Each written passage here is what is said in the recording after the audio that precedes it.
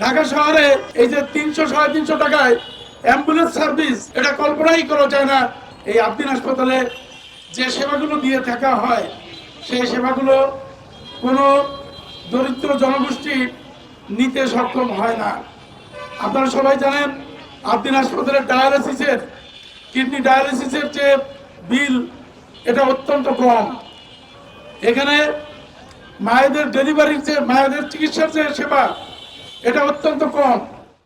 এখানে অ্যাম্বুলেন্স সেবা, ঢাকা শহরে এই যে 300-350 টাকায় অ্যাম্বুলেন্স সার্ভিস, একটা সিএনজি নিতে গেলেও আমাদের 400-500 টাকা লাগে, সেখানে 300-350 টাকায় একটা অ্যাম্বুলেন্স সার্ভিস, এটা কল্পনাই করা যায় না।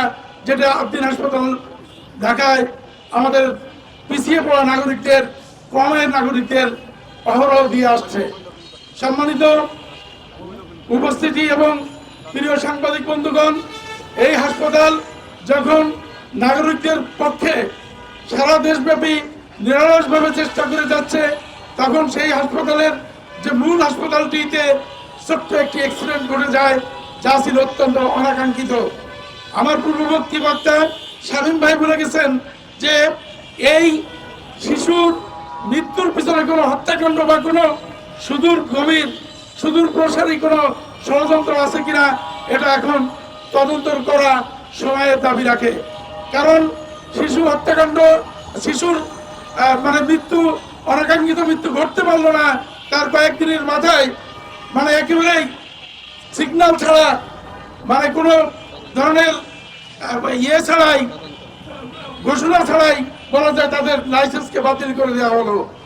আপনারা জানেন আবদিন হাসপাতালের মেডিকেল সেকশনে, মেডিকেল কলেজ সেকশনে সারা পৃথিবীর থেকে, বিভিন্ন দেশ থেকে আগত বিদেশি একটা উল্লেখযোগ্য সংখ্যক শিক্ষার্থীরা শিক্ষা গ্রহণ করে থাকে। যেখানে আমাদের দেশের শিক্ষার্থীরা অহরহই শিক্ষা গ্রহণ করার জন্য দেশের বাইরে পরিচয় পাচ্ছে, সেখানে বিদেশ থেকে অনেক শিক্ষার্থী এই হাসপাতালে শিক্ষা গ্রহণ করছে।